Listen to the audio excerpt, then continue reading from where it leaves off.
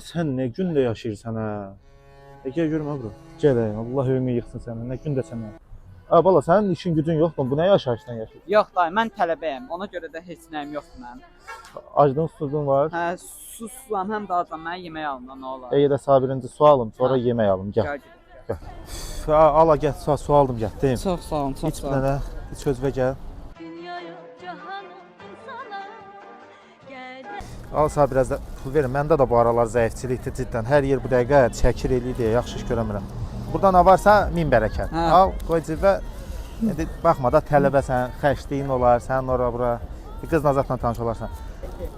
Ay bax yeməyi yedin, suyunu aldım, içdim. Başqa məndən nə istəyirsən? Mənim bir dənə də arzum var. Nə? Mən evə həmişə taksi ilə gedirəm. Taksi çağırsaz çox sevinərəm. Hansı taksinə gəlsən sən? 189. Nətər olur ha o?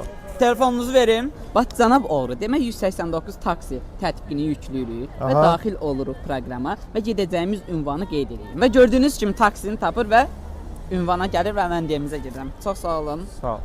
Bu telefon da məndə qalsın. Bir də bu papağı da verin ha mənə. Sağ ol. Sən də tələbələr indi oğrudur, adamı soyurlar.